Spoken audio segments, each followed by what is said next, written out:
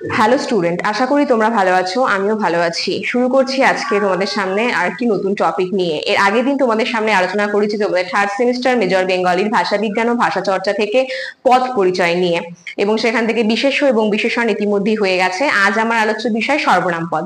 আগে আমাদের জানতে হবে যে সর্বনাম পদ কাকে বলে। ক্লাস শুরু হওয়ার আগে একবার বলে দিই যে যারা এখনো পর্যন্ত আমাদের অনলাইন ক্লাসে যুক্ত হওনি, খুব তাড়াতাড়ি যুক্ত হও আমাদের দেওয়া হেল্পলাইন নাম্বারে।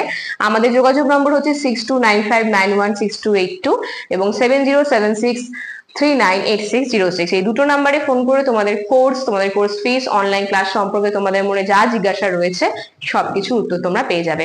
তাহলে দেখো, আর বেশি দেরি না করে আমি আমার ক্লাস শুরু করছি। সর্বনাম পদ কাকে বলে সেটা আগে জানতে হবে। বিশেষ্য পদের স্থানে যে পদ ব্যবহার করা হয় অন্য একটা পদ, সেটাকেই বলা হয় সর্বনাম পদ। সর্বনাম পদকে আমি বেশ কিছু ভাগে এখানে ভাগ করে দিয়েছি। প্রথমটা হচ্ছে আমাদের ব্যক্তিবাচক সর্বনাম, তারপর নির্দেশক সর্বনাম, অনির্দেশক সর্বনাম, প্রশ্নসূচক সর্বনাম, আত্মবাচক সর্বনাম, সমষ্টিবাচক সর্বনাম এবং পারস্পরিক সর্বনাম। প্রত্যেকটা সর্বনামের সংজ্ঞা সহ উদাহরণ আমরা আজকে আলোচনা করব। প্রথমেই রয়েছে ব্যক্তিবাচক। ব্যক্তিবাচক সর্বনাম কোনগুলো? যে সর্বনামের দ্বারা কোনো ব্যক্তিকে বোঝাবে। যেরকম ধরে রাখো যে আমি, তুমি, আমার, তোমার, তোমাদের, তাহাদের, তিনি, এগুলো হচ্ছে আমাদের ব্যক্তিবাচক সর্বনামের মধ্যে পড়ে। দেন আছে নির্দেশক সর্বনাম। নির্দেশক সর্বনাম কোনগুলো? যে সর্বনাম পদের দ্বারা আমরা তোমাদেরকে কোনো প্রাণী বা বস্তু সম্পর্কে নির্দেশ করে দিচ্ছি সেটাকেই বলা হবে নির্দেশক সর্বনাম। যেরকম এই বইটা আমাকে দাও, এটা ওখানে গিয়ে রাখো, ইনি আজ দেখা করতে এসেছেন। এই যে এটা, ইনি, ওটা, এগুলো কিন্তু নির্দেশ করে দেওয়া একটা পদ, অর্থাৎ এগুলোকে আমরা বলছি নির্দেশক সর্বনাম। এবার আছে নেক্সট অনির্দেশক সর্বনাম। অনির্দেশক বলতে যেটাকে নির্দেশ করে দিচ্ছি না। হয়তো মনে করে বললাম যে এখানে কেউ হয়তো এই কাজটা করেছে, তাহলে যে আমি কেউ কথাটা বললাম, এটা কিন্তু অনির্দেশক সর্বনামের মধ্যে পড়ে। কেউ কেউ, এটাও কিন্তু অনির্দেশক সর্বনামের মধ্যে পড়ে। সমষ্টিবাচক সর্বনাম। সমষ্টিবাচক মানে একটা সমষ্টি বোঝাবে। যেরকম সমস্ত, সবাই, সকল, সব, এগুলো হচ্ছে সমষ্টিবাচক সর্বনামের মধ্যে পড়ে। এখানে আমি লিখে দিয়েছি, তোমরা দেখতেই পাচ্ছ। আর সবাইকেই বলবো যখন অনলাইন ক্লাস করবে, এই ক্লাসগুলো আমার দেখবে, অবশ্যই খাতা কলম নিয়ে তারপরে তোমরা এগুলো লিখে নেওয়ার চেষ্টা করবে। প্রশ্নসূচক সর্বনামের মধ্যে কিছু জানার ইচ্ছা প্রকাশ হয়, কি, কবে, কেন, কোথায়, এগুলো হবে হচ্ছে আমাদের প্রশ্নসূচক সর্বনাম।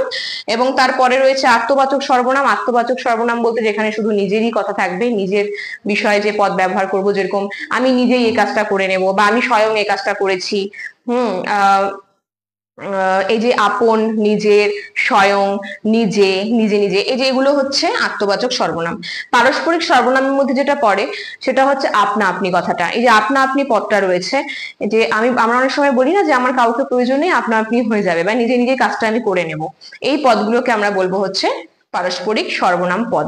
তাহলে দেখো, যে ভাগগুলো আজ তোমাদের সামনে আলোচনা করলাম সেগুলো সবকটাই কিন্তু আমাদের সর্বনাম পদের মধ্যে পড়ছে। অর্থাৎ বিশেষ্য পদের স্থানে আমরা যে অন্য কোনো পদ ব্যবহার করছি সেগুলোকেই কিন্তু সর্বনাম পদ বলা হয়, যাকে ইংলিশে বলা হয় প্রোনাউন। তাহলে আশা করছি আমার ক্লাস তোমরা বুঝতে পারছো। যদি কারো কোনো জায়গায় কোনো অসুবিধা হয় অবশ্যই কমেন্ট বক্সে জানাবে। আর ক্লাস যদি আমার ভালো লেগে থাকে অবশ্যই লাইক, কমেন্ট, শেয়ার করে আমাদের পাশে থাকবে, এবং চ্যানেলটি অবশ্যই সাবস্ক্রাইব করে রেখো, কারণ প্রত্যেকটা ক্লাসের নোটিফিকেশন কিন্তু তোমাদের কাছে পৌঁছে যাবে সবার আগে। তাহলে আজ এত পর্যন্তই। নেক্সট ক্লাসে আবার একটা নতুন কিছু নিয়ে তোমাদের সামনে চলে আসবো। ধন্যবাদ।